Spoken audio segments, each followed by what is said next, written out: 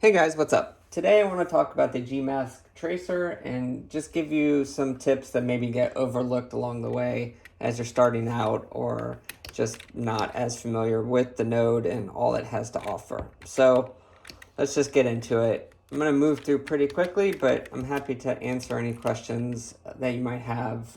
Just post a comment and I will make sure I address it. To start a new mask, I'm just going to drag out a Gmask. I could also hit spacebar and G, which is the hotkey, and I'm just going to start drawing a shape. I'm going to make a mistake on purpose here that I will fix shortly as part of the example.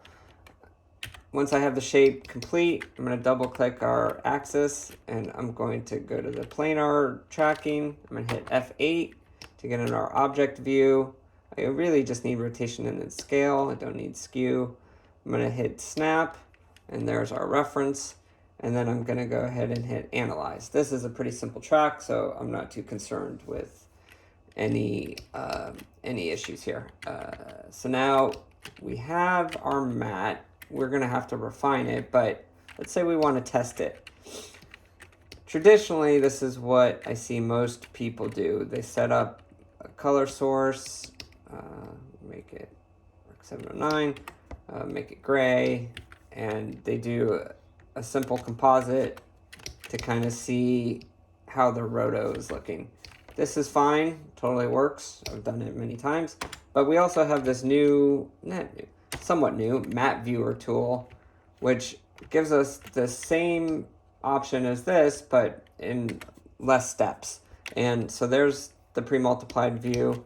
We also get this nice color overlay, which can be incredibly helpful to kind of also check the roto. So I'm going to go ahead and stick with that. I'm going to use that as our context, and I'm going to go ahead and fix some of these points. We're not going to get into all of the nuances of doing roto today, or even all the ways we can manipulate our masks, but I do want to just get a little bit closer to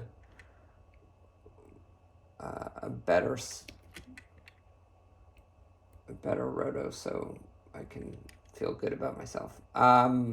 So here we have all of this. Now let's just go ahead. I'm going to hit I to turn the icons off. Let's just see how it holds up. All right, so I can see there's a little bit of drift over here, totally fine.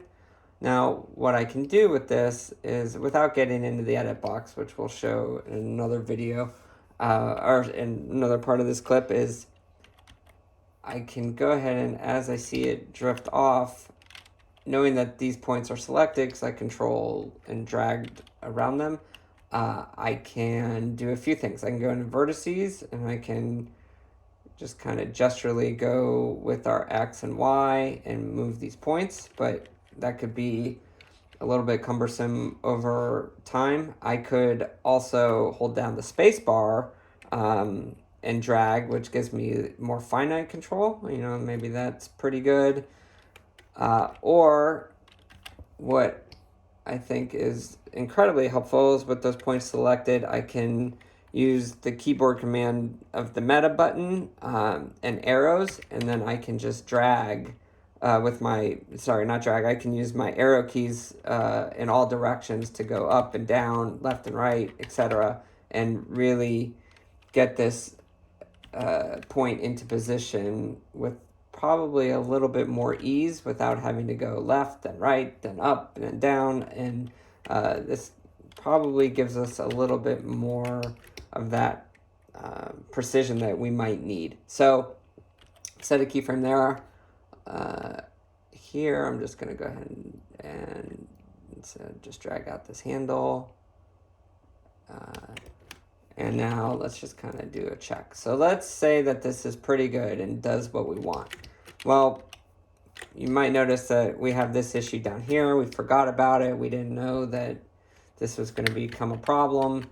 And now what the issue is because we've set a keyframe here already, what will happen is if I go ahead and fix this on the first frame, I'm now going to see an animation happen because on our second keyframe, it was already in a different state. So that's a little bit of an issue that we can avoid without having to do this operation twice. So I'm just going to undo and undo till we get back to where we were. So we have this edit tracking keyframes ability, which I think of it as like an Uber key. So when I move this into position on this first frame, you'll see that it's going to stay in this position throughout the sequence in here, and I can even adjust this one as well.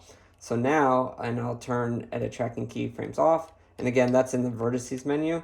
You'll see that these two keyframes will now not animate into that position because we've set them as an Uber key on the first frame. So that's really nice and helpful. I can still make this micro adjustment as I need to. So I see that I might need to nudge this one up a little bit or whatever, and I can still do that. Oops, wrong. It's one frame really. So we can make some adjustments here, and there we go. But having this edit tracking keyframes button is super helpful so that anything that needs kind of an overall reset of positioning can be done without having to go to each keyframe and make an adjustment. So that takes care of that. Now, we also need to address this white part on the interior. So we have this complete shape right here. We need this shape on the inside. I'm going to go ahead and use this tracking data. Don't need to track again. Just draw a new shape. Now we're going to get the outside of the 9 because we want this to be protected. We will refine the shape a little bit later. I'll just kind of smooth it out a little bit. But now you're stuck in a new situation, is that you have the alphabet still all going to be white. So we need this part to be subtracted out. I could start to set up different outputs and have this be separate than this and then separate from the interior, and we could start to combine them all, but that's more nodes and more steps. What we have right here built in is this matte composition. So if I switch to our result view, if I just start going through the different options, eventually you're going to see 2 minus 1, which is subtracting the interior from the exterior. This is great because now we can draw our third mask, which is the inner part of the 9. And now we have our alpha. So I didn't need any comp nodes. I didn't need to do any weird subtractions. This is just kind of built into the tracer node and is super helpful for setting up our roto in as few steps as possible. So with this, we can do anything we want. Let's just say now we just need to do some beauty work. We'll set this to 0, and I could dial this as much as I need to get rid of the specs. So hope that helps. Just give you a few little tips on what you can do with just the regular tracer. Now to take it one step further, we're going to look into the edit box, which is helpful for a shot like this where a finger or any kind of roto where you need to have a little bit more fluidity in your shape. So let's just do the first 30 frames of this. Now you won't be able to get a planar track that adheres to the finger like that. So what we're going to do is we're going to go ahead and draw our shape. And if I was doing this in production, I'd be way more precise and break this down in different chunks. But to showcase what we are after, this is more than fine. So, okay, we have We have our roto. I'm going to go ahead and put the data on a separate axis. And in this particular case, we're just going to do a 1-point track. I really just want the X and Y of the general movement of the hand. And then the rest I'll finesse with the edit box. So we're going to enter the tracker. I'm going to find a place with high contrast. And then we're just going to go ahead and roto or track. As you can see, the position has shifted totally fine. I can see that even though we started at 0, it has these new coordinates. That's what this adjust offset button is for. We just hit that, and as you can see, everything snapped, and then the center point shifted. So if you ever see that, you don't need to manually move it. You can just hit the adjust offset button, and that will take care of that issue. So now we have our track. We need to start moving these keyframes. What you might start doing is, maybe you set a keyframe at the beginning, maybe you set one at the end, and hope that this is going to give you some kind of roadmap to kind of work with. And maybe it does, but then now you're starting to go into here. You're going to start getting a lot of these micro movements, and these points are going to start sliding different directions, and it's going to take you a little bit longer to get there than you'd probably like. I can start to do this. So there's no question that I can group all these keyframes and start to move them as I need to, and I'll get there. It's how we did it before we had the edit box, and it's a totally viable solution. However, it's just going to take a little bit longer. So what I'd like to do is show the edit box. If you've never used it, it's not a special tool. It's just a function of the Gmask that was released, I don't know, 7 years ago, 8 years ago. So the edit box, if I just hit the button, which is here on the right side, it comes up with this green bounding box. You can see that we have different controls that are on screen for us. So this is a rotate button.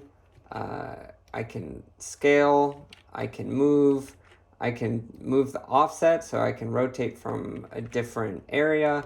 And this is all keyframeable and does not in any way affect any other keyframes that you set. And I can do it in little increments in just different sections. And I can add to it. There's really no shortage of things you can do. But what I think is really helpful about it is using some of the keyboard shortcuts that go along with it. So again, the edit box, here's how you can turn it on or off, but you can also hit Control and E, and that turns it on and off. And once it's on, anytime you select points, it will just start to interactively move with your selection. So again, if I want to turn it back off, just Control and E, and then I can go back to just moving without the edit box. There's really no downside to going in and out of the edit box, which is why knowing the hotkey is really helpful here. What else I can start to do is once I have an area selected, I turn on the edit box, is once I get to my first kind of area I want to manipulate, I might just drag this down and start to rotate it. But if I want to get a little bit more finite, once I kind of have my general shape, this is where the keyboard commands come in handy. This one is meta and the arrow keys, and that will just kind of, just like we saw on the regular Gmask, I can move these points up, down, left, right with just the meta key selected. But I can also, with meta and the alt key, is rotate the points. So now I'm rotating them, or I can scale them with the meta and control key. So now I'm going on left arrow and right arrow and up and down, and I can kind of very interactively give these points a better control, I think, ultimately. So I like to kind of set up some of these base moves and kind of get them into position. And then I can start to refine them as I need to with some of these keyboard commands. So I'll find these big key moments. And what's so great is, you know, before, just to show you one more time with the edit box off, rotating this into position is not something that I can really do very easily. It's going to take just a lot of work to get all of these points to where they need to be. But with the edit box selected and just knowing that I want to use this kind of as my hinge, and I could even do so by moving the offset, I can kind of just get this into place and while preserving the relationship of all these other points around each other. So I see that, you know, I'm going to have to fix some things along the way. This was not necessarily designed to be the world's best roto, but it will showcase the ease of the edit box. So now I'm pretty much keyframing just minimally between the two big movements to kind of just get this into position. So now I'm going to be using the meta key and the arrows again. Just going to go down a little bit, and I can also again just hit Alt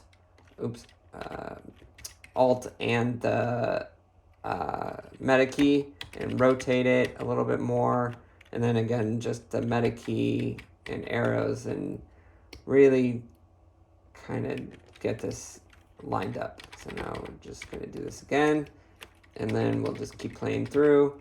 I'll go ahead and start to get to where we are almost in our finished position. We'll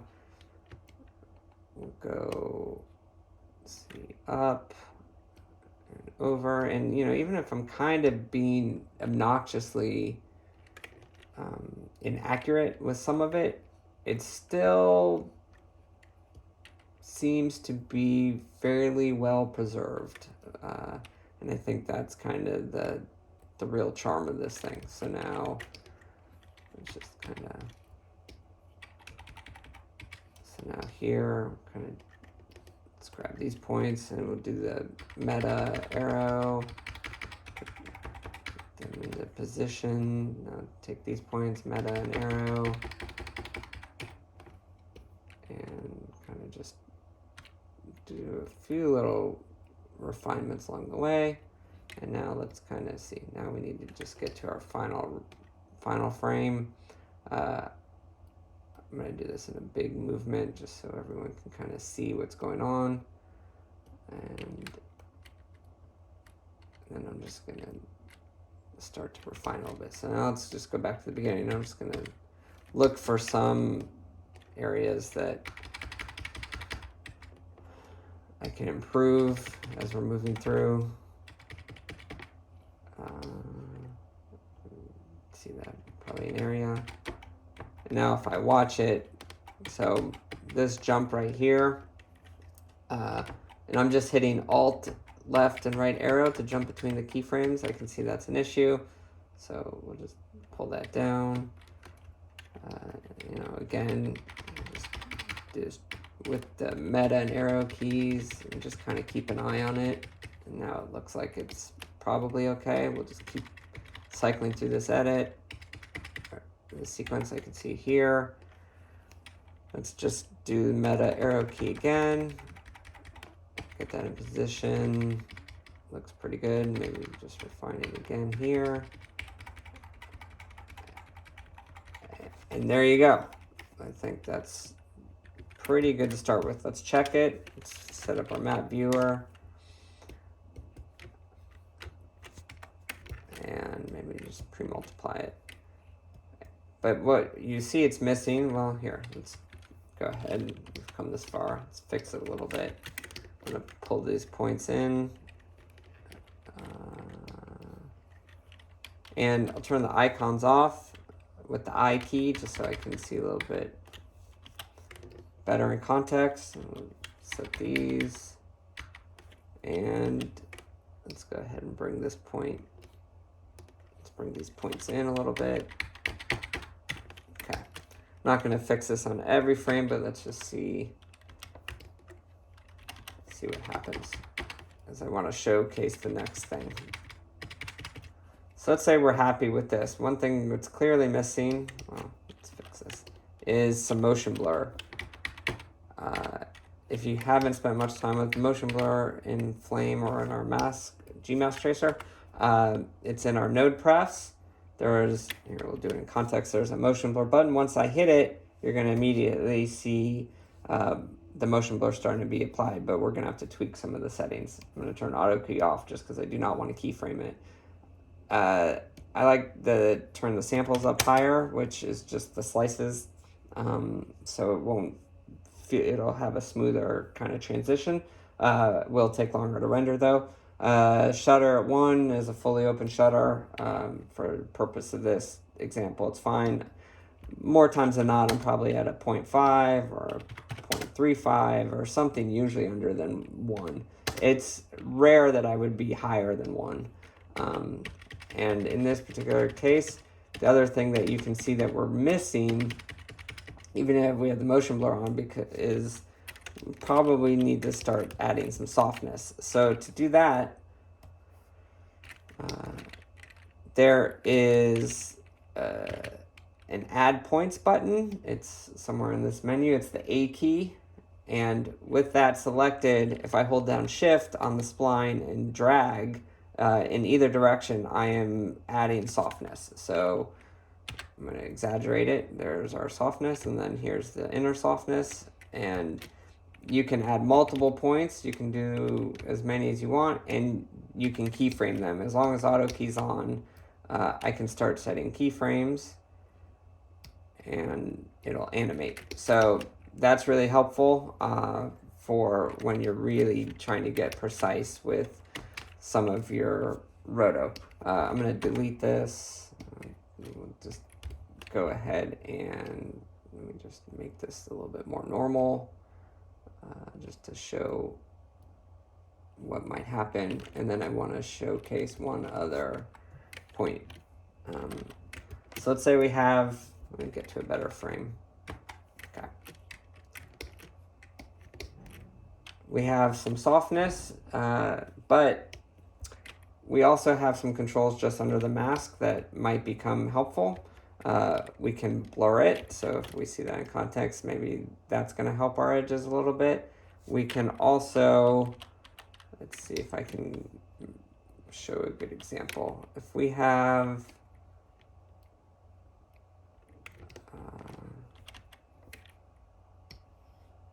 there you go. So in this case, I don't need to, but we have a smoothing function that you'll see will help take out some of the transition of the gradient in the spline. So this comes in very handy when you might see just the slightest bit of artifacts along your edges. So the default is 50. Most of the time that's fine, but definitely feel free to slide it as you need to, depending on your output. To get rid of this little halo, this is where the blurring does become helpful, as it's going to just kind of help refine. Just keep in mind that it is affecting the whole mask, and that is something that you cannot control at this time outside of a global blur. I think that is about it for what I want to cover today. I hope this video helps a little bit. Please don't judge me based on this particular frame, as it was for demonstration only, and so much so that it almost bothers me that I'm not going to finish this all the way for you, but I do think the building blocks are there, and hopefully you've seen something that maybe you didn't recognize was there before. Thanks, and I will talk to you soon. Bye.